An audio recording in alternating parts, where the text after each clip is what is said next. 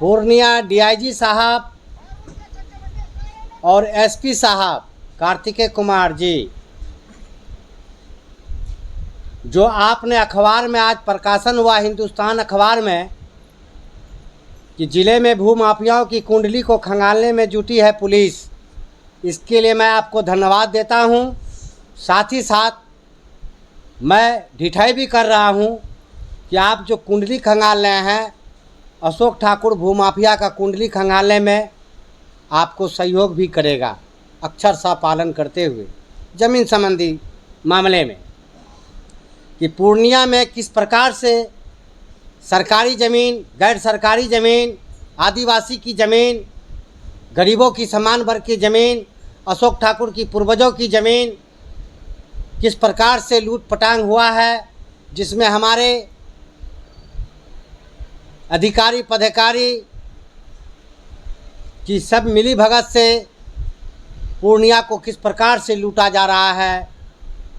नदी नाला, खास माल की ज़मीन, हाट की ज़मीन, घाट की ज़मीन, ये तमाम प्रकार की सभी प्रकार की ज़मीन की खरीद बिक्री, अवैध निर्माण, अवैध पुल पुलिया निर्माण, बड़े बड़े रसूखदार का किस प्रकार से सिंडिकेट चल रहा है, और खरीद बिक्री का जो सिलसिला जारी है, मैं लिखित देते चले आ रहा हूँ, माफिया का नाम बता रहा हूँ, और माफियाओं के विषय में लिखित देकर 12/10/2019 के आवेदन से पढ़ने से, और मैं पूर्णिया को कौन कौन लूटा है, इसमें जनप्रतिनिधि, सफ़ेद पोश माफिया और आपके अधिकारी पदाधिकारी और पटना में बैठे हरामखोर मुख्य सचिव भी इसमें शामिल है। क्योंकि मैं इतना बात मैं बोलता हूँ, इतना तो आपको किसी को भी शर्म लग जाएगा, लेकिन ये लोग किस प्रकार से नौकरी लिए हैं, लगता है कि ये लोग का डिग्री में खराबी है बड़े बड़े अधिकारी का, क्योंकि लगता है कि माँ बहन को बंधक रखकर ये लोग नौकरी लिए हैं, इसलिए जनता का माँ बहन को, संपत्ति को ये लोग सुनने को, देखने को, कार्रवाई करने के दिशा में किसी प्रकार की कोई कार्रवाई नहीं करते हैं। ऐसे हरामखोर अधिकारी पर मैं मांग करता हूं कि अगर थोड़ा शर्म नाम का लोकतंत्र में अगर है, कहीं न कहीं प्रधानमंत्री जी, मुख्यमंत्री जी, राजस्व विभाग मंत्री संजय सरावगी जी, तो आप पूर्णिया में टीम को भेजिए। मैं एक एक चीज़ का मैं उजागर करने के लिए तैयार हूं, और एक एक माफिया की औकात क्या है पूर्णिया ज़िला में, वो आपको खुलासा नहीं करेंगे तो आप हमको फांसी दे दीजिएगा।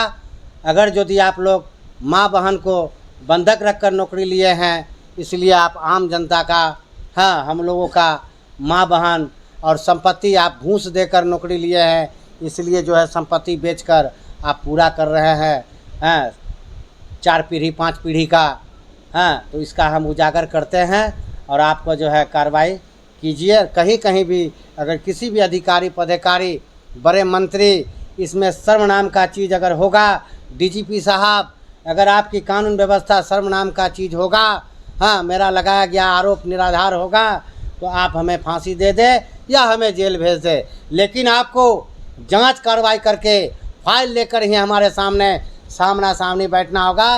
क्योंकि मैं जो आरोप लगाता हूँ, मेरे पास आधार होता है, मैं निराधार बात नहीं करता हूँ।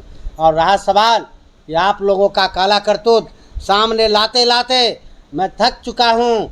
आज मुझे अपनी भाषाओं पर नियंत्रण नहीं हो पा रहा है, मैं क्या करूँ?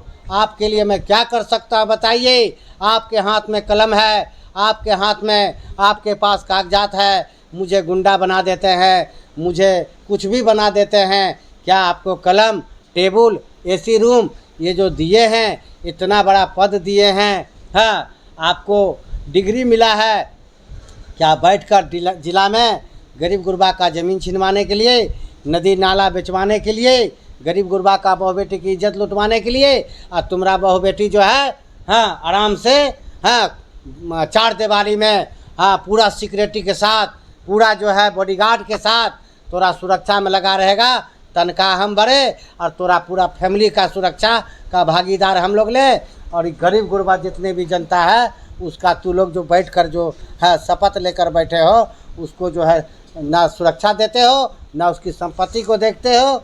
और जहाँ तक है कि माफियाओं के साथ मिलकर इन लोगों के साथ अन्याय अत्याचार करते हो। इसलिए हम कान खोल कर सुन लो, राजस्व विभाग के मंत्री, राजस्व विभाग के सचिव, पूर्णिया डीएम, कान खोलकर सुन लीजिए, प्रमंडलीय आयोग, कि आप लोग को शर्म नाम का चीज़ नहीं है। आप लोग बेशरम पदाधिकारी हैं जो इतना ओपनली खुलेआम चुनौती देकर हम बात करते हैं, और आप जो है सामना सामनी बैठकर आप एक बार तो जानकारी ले लीजिए। क्योंकि मेरा आरोप है कि ना तो जिला पदाधिकारी को ज़मीन संबंधी जानकारी है, ना तो अंचल अधिकारी को जानकारी है, ना ही आपका एमपी एमएलए को जानकारी है, ना ही मेयर को जानकारी है, ना ही आपका बैठा हुआ मुख्य सचिव को जानकारी है। जिसको भी थोड़ा बहुत जानकारी है वो सबसे बड़ा बेईमान, सबसे बड़ा लुटेरा है, जो इसका रजिस्टर से नाम काट कर उसके नाम पर और गरीब गुरबा आकर जाते हैं आपके न्यायालय में न्याय मांगने के लिए, तो आप भेजते हैं कहाँ? सिविल कोर्ट में। क्योंकि सिविल कोर्ट में भी बैठा हुआ जज वहाँ घूस पर ही न्याय देते हैं। सिविल कोर्ट में भी न्याय बिकता है ज़मीन संबंधी। आप कान खोलकर सुनिए जज साहब, अगर शर्म नाम का चीज़ है तो न्याय व्यवस्था सही कीजिए। क्योंकि हमारा देश 3 स्तंभ पर चलता है, एक न्याय पालिका, एक कार्यपालिका, एक विधायिका।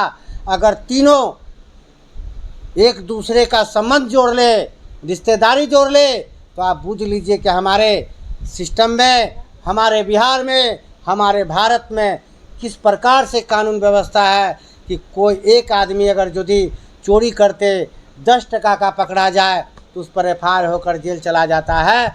और आपके जज साहब के यहाँ से करोड़ों करोड़ों रुपया जल रहे हैं, मिल रहे हैं, डीएम के घर पकड़ा रहे हैं।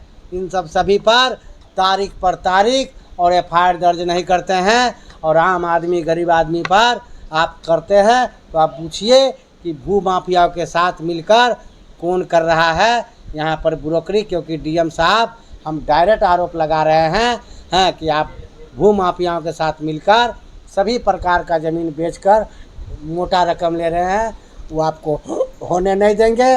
और सीबीआई जांच का आदेश है। माननीय प्रधानमंत्री जी, आपका आदेश का भी अवहेलना हो रहा है। मैं देखता हूं अगला शनिवार को अगर यदि तत्काल कार्रवाई और माफिया पर सरकारी ज़मीन का अतिक्रमण मुक्त नहीं कराया जाएगा, नहीं होगा, तो माननीय प्रधानमंत्री जी, मैं आपको किस भाषा में बोलूँगा आप शनिवार के दिन सुनिएगा। मुख्यमंत्री तो क्या बोलेंगे, इतना बेशरम है, हरामखोर है नीतीश कुमार, वो सुनता ही नहीं है, दिमाग डिस्टर्ब हो गया है।